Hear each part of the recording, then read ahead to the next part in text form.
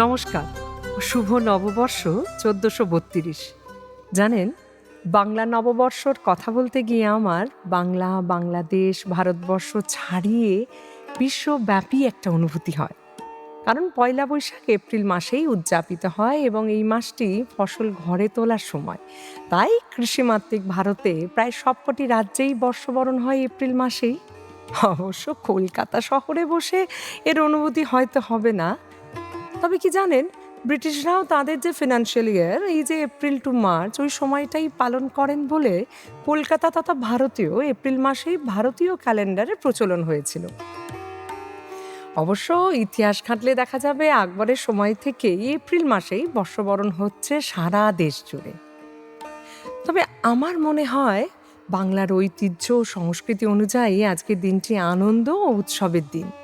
বর্ষবরণের উদ্দীপনা, মঙ্গল শোভাযাত্রা, মিষ্টি মুখ, নতুন পোশাক পরে বন্ধু আত্মীয়দের সঙ্গে আড্ডা মারা, সবই হোক বাঙালি পরম্পরা মেনে একেবারে বাংলার নিজস্ব রীতি ও কায়দায়।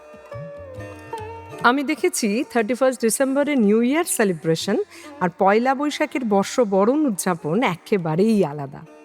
রাত 12টা পর্যন্ত জেগে পার্ক স্ট্রিটে হই হুল্লোড় বা ডিজে বাজিয়ে চটুল হিন্দি গানের সঙ্গে নাচা গানা খানা পিনা স্টাইলে পয়লা বৈশাখ কিন্তু উদযাপন হয় না। বরং লাল পেরে কাপড় পাজামা পাঞ্জাবি পরে কালী মন্দিরে, দক্ষিণেশ্বরে, কালীঘাটে, ঠনঠনে কালীবাড়িতে, ফিরিঙ্গি কালীতলায় ভিড় জমে। আরও দেখেছি ব্যবসায়ীরাও কিন্তু হালখাতা ট্র্যাডিশন বয়ে নিয়ে চলেছেন এখনো।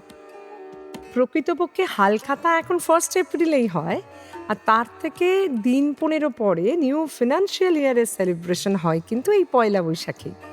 আমার ওয়ার্ডের মন্দিরগুলোতে যারা আসেন তাদের শুভেচ্ছা জানাই, ব্যবসায়ীদের শ্রীবৃদ্ধি কামনা করি, পুরনো বছরের থেকে অনেক গুণ বেশি মাত্রায় ব্যবসার উন্নতি হোক, শোধ হোক ঋণ, ব্যাংক ভরে উঠুক খাজানায়।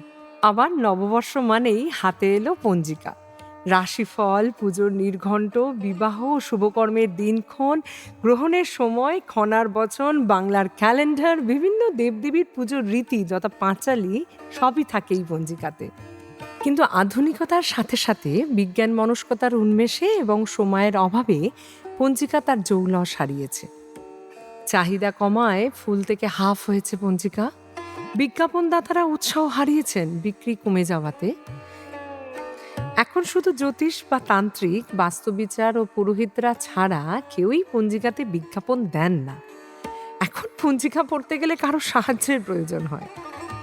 তাই পঞ্জিকা ক্রমশ বিলুপ্তির পথে এগোচ্ছে। বাংলা ক্যালেন্ডারের প্রয়োজন আর নেই, কারণ দৈনন্দিন কাজ সবই হয় ইংরেজি ক্যালেন্ডার মেনে।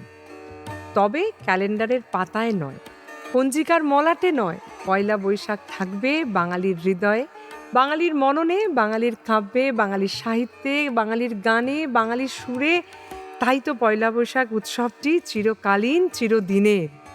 তাই এই বৈশাখে চলুন সকলে মিলে মিশে নতুন আশার আলো, নতুন স্বপ্ন দেখার সাহস, পুরনো সব দেশ ক্লান্তি গ্লানিকে পিছনে ফেলে আমরা এগিয়ে চলি।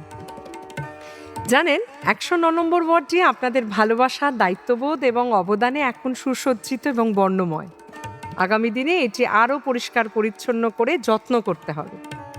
কলকাতা পুরসভার সঙ্গে হাতে হাত মিলিয়ে ওয়ার্ডটিকে সুন্দর করে তোলার জন্য আপনারা অনেকটা পথ এগিয়ে এসেছেন। আগামী দিনে আমাদের এই অঞ্চলটি একটি দূষণমুক্ত, সবুজ, সার্বিক, পরিচ্ছন্ন ওয়ার্ড হিসেবে পরিচয় পাক। আর এটাই হোক আমাদের নববর্ষের শপথ। আপনাকেও আপনার পরিবারের প্রত্যেককে নববর্ষের প্রীতি ও শুভেচ্ছা জানাই। ঈশ্বরের কাছে সকলের সার্বিক উন্নতি কামনা করি। এসো হে বৈশাখ, এসো এসো, শান্তি সুখ অর্থ নিয়ে এসো। এসো হে বৈশাখ, এসো এসো। চৈত্র সংক্রান্তিতে চড়ক পুজোর মাধ্যমে শিবের গাজন শেষ হলে পরের দিনেই আসে নতুন বছর। নতুন বছরের প্রভু জগন্নাথের কৃপা সকলের ওপর বর্ষিত হোক। জয় জগন্নাথ, জয় জগন্নাথ, জয় জগন্নাথ।